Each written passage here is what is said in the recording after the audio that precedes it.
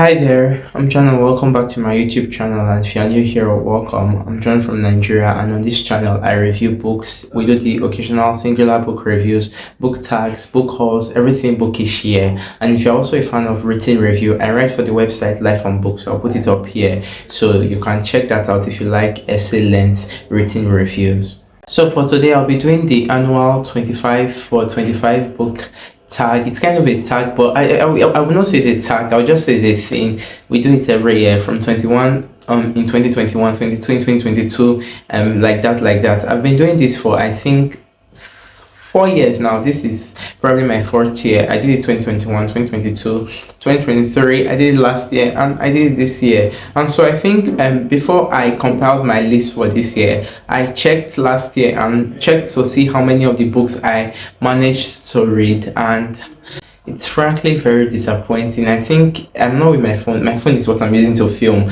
but it's written there. I think it was around 2 or 3. I think 3 will be me overestimating it. So I'll probably say it's something like 2, which were Anna Karenina, but that was just a huge achievement for me, to be honest. And The Idiot by Elif Batman. So I tried to compile sort of a fresh list this year without repeating too many things from that list, because I've surrendered that if I cannot go through them like multiple years where I've put them on the list, I'm not going to suffer them to be on this list this year. There are some things that I had on the list last year that they are already certainties I'm going to read this year. Things like Beloved by Toni Morrison, Crime and Punishment, Grapes of Wrath, which I'm already reading. Somebody say hallelujah. But yeah, I've made a fresh list, and yeah, we'll just run through them quickly. And yeah, these are the 25 books I intend to at least get to this year in some major. So my aim is not to go through everything. If I can do at least 15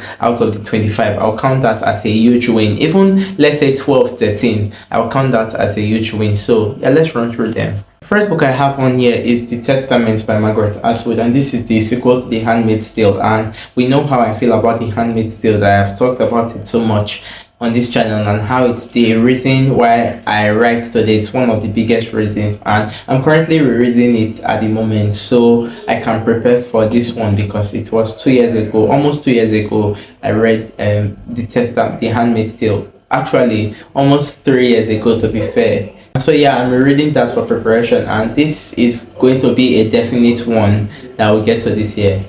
Next book I have on here is A Gentleman in Moscow by Amor Towles, and I've had this on my list for years now, and I do own one of his own works physically, but this is the one I am choosing to read first out of any of his works. So yeah, I will try to get to this year, because I've known about it for a while now. Next book I have here is A Virginia Woolf, and it's her debut, so it's not one I see people talk about very much, but it's The Voyage Out. And yeah, I bought this because I had never seen or heard about this wolf when I saw it for the first time, and I know, like I said, I don't see people talk about it. And yeah, I own 2 other of her works, but I am for some reason deciding to start at her debut to see what like the first wolf felt like, at least the first wolf novel felt like, rather than going to all the famous ones. So I have The Voyage Out. Next on my list, I have 100 Years of Solitude by Gabriel Garcia Marquez, which very famous, very praised, that it's one of the greatest books of all time by many people and many of my friends. So I think this is the year I'm going to find out for myself how I feel about it. And every time I pick up this book, I love this cover that I was able to find. I do not mind the Little Way and Tears. This cover, exquisite. So yeah.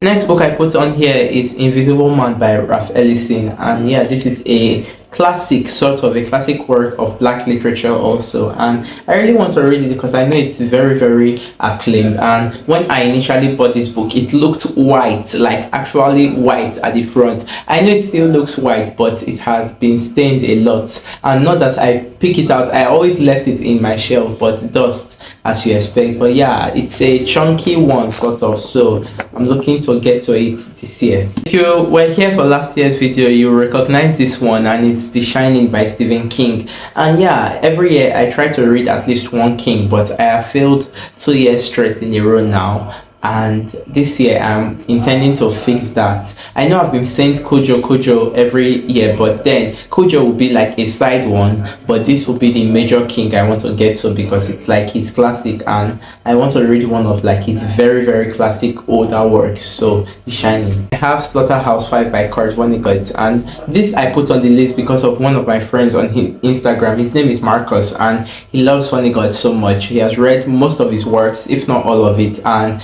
yes, I saw something this year. I saw one of his posts recently, and I assured him that this will be read very soon. So I'm putting it on this list because it's also very short. So yeah, looking forward to read this one. Next on here, I have Passing by Nella Larsen, and this is a very short classic work. I have it in this Black Penguin Classic Edition, and yes, I want to read this because I've heard it's like exquisite, and it kind of looks at, I think, passing a black person being able to pass as white. So very interesting, and want to just see what that feels like. Not feels like, what it's, how it's written and whatnot. This one is coming back up slowly, thank God. So yeah, it's really short. It has a bit of a long introduction that I already know that I am going to skip because, please, why is this introduction? What are you telling me? Thank you very much. I'm passing it, pun intended. So yeah, next one here is a Pulitzer Prize winner, and it's The Age of Innocence by Edith Wharton. And I think I just bumped this up into this list because a reader acquaintance recently read House of Mirth in one night and messaged me about how much he found it like interesting and how he has continued thinking of it. So I've owned this for I think 2 years now, and I've heard it's a New York novel, even though for some reason I thought like she was a British writer, but I've heard it's an American work, and she might be an American writer. So eager to check out her works, and I think this is the only one I own, so I'll be starting here. Next, I have one of my two NYRBs I own, and it's Dirty Snow by George Simenon. And this one I got because it was an NYRB, and I'd never seen one here in Nigeria. So I quickly pounced on it when I heard the price. That was like 2 years ago, and I really did not know that he was one of the 3 best-selling authors of all time when I bought this book. But then I saw it on Wikipedia and I was shocked. So I hear he writes like mystery thrillers, something like that, and maybe with good writing or better writing. I don't know if that makes sense, but I'm very intrigued to read this one, and it does not seem to be too long. So yeah, I just love this cover though. Not the cover, this edition. I'm just proud to own one of it at least, but I own 2 now. So next is another one that has made this list before, and it's To Kill a Mockingbird by Harper Lee. And not too much on this one, but I think this is one of the definite ones I'll read this year because I read one American classic that made the top of my list last year, and that's The Catcher in the Rye. So let's see if 2 times the charm. Next on the list is Atonement by Ian McEwan. If you notice a trend, these are all notable books that for some reason I have just not been able to get to them, and I want to fix that this year. There are probably like 100+ books of those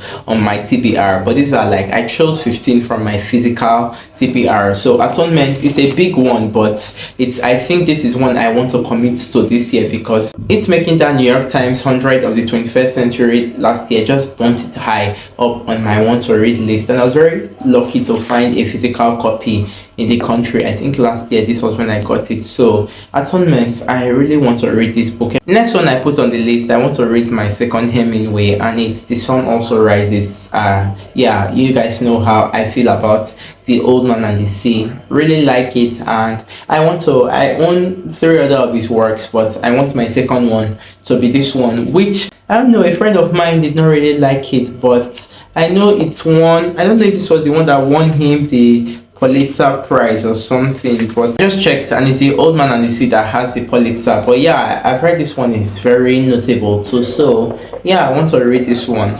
Next on my list is another chunky one, and it's The Godfather by Mario Puzo. And yes, this is a very famous novel inspired the films that I feel are even more famous than the book, The Godfather Part 1 and 2. And yes, I've never seen the films. I don't even know what the book is about. I don't know what the film is about. I just know they are classic films, and yeah, it's a classic. I don't know if to say it's a classic novel, but yeah, it says the classic bestseller on here. So maybe it is, especially knowing the reputation of the films. But yeah, I want to read the source material before watching the film, like I like to do. So I will be checking this out this year. And the final physical one I have here, I want this to be my first Dickens, and it's A Tale of Two Cities. So yeah, I have it in this hardback edition, and it's the Everyman's Library edition. I really love this cover. So yeah, I want this to be my first Dickens, and I own Great Expectations as well. But yeah, I'm choosing to go with this one first because Alana Estelle says it is a great start to Dickens. She has a channel on here, and she's a friend of mine, so I'll be taking her word for it and checking this out this year. So I'll blast through the next 10 books which I do not own physically, but I'll try to see if I can get archive.org library copies or something. But yeah, the first one here is Intermezzo by Sally Rooney, and we know Sally Rooney, at least if you are in the bookish world, you know Sally Rooney, and I will not say too much. I have a normal people review on this channel where I did not overly love it as much as everybody, but I did not hate it. I know people seem to think so, but I do not hate it. I just think it's the hype a bit like much for a book that I feel does not arrive anywhere, in my opinion. But yeah, I am willing to check out this latest work because it has been receiving lots of praises, and I would like to write on it and make a video review on it. So that's another reason. The next book here is On Earth We're Briefly Gorgeous by Ocean Vuong, and I put this on the list because we know I read a poetry collection by Vuong last year that made my top 10 and that blew me away. So I'll definitely be reading more of his poetry like later in the year, hopefully. But I want to check out his novel this year because he has a new work coming out in, I think, May, and it's called Emperor of Gladness, The Emperor of Gladness, or something like that. And yeah, even though I initially wrote this book off because of the quotes I used to see from it and hate, I am willing to put myself down and give it a shot since I loved his poetry collection, and I'm actually anticipating his new release. So yeah, we'll see. Next, we have George Perec's Life, a User Manual, and this is probably the longest work by French author George Perec while he was alive. And yes, I have read, I think, 4 of his works now, 2 novels and 2 I don't know if to say 2 non-fiction. One is really an observation, and the other one is kind of fiction, but I did not like it. I beg, it's silly. So I want to check out this Perec work, and I am excited to return back to him because reading him for the first time in 2022 was just something fresh for my eye as a reader, and I just want to go back and experience everything he has to offer because he's so singular in his writing. And it's been a while that I read a writer that has like that singular staple voice, so I am excited for this. The next one, I decided to throw in an essay collection, and this is Trick Mirror, Reflections of Self-Delusion, and it's by Tria Tolentino. And I don't know too much about this, but I know Alex from What Page Are You On really likes it, and I've had my eye on it for a while now, so I'll be trying to check this one out this year since I'm trying to bump up my essay game. I'm actually currently reading a Joan Didion essay, my first Didion at the moment. So yeah. Next, we have Erasure by Percival Everett, and he wrote one of the biggest books of last year, James, and I am deciding to start here with him because I've watched the film this book is actually based on, and the film is American Fiction. It was an Oscar contender for 2024. So yeah, I did not love the film, but I found like the examination it does on like being black and wanting to not write about the expected themes that is expected from a black person. I found that examination very interesting, and I would like to actually see the source material because it also made the New York Times 100 of the 21st century list. And I think I'm actually really going to like the book more than I like the film because while, like I said, I did not love the film, I don't know, I just found like that thing it chose to portray very interesting, and like expectations from black people in terms of art and writing from white people, because there's a certain eye that white people have. Like you, they expect you to write a certain way, they expect your topics and things to be a certain way. So when it comes across that you are writing something like that, let's say that feels like lit fic or something like that, it kind of baffles them, and that's what the film looks at kind of. So I imagine that's what the book is like, and very excited.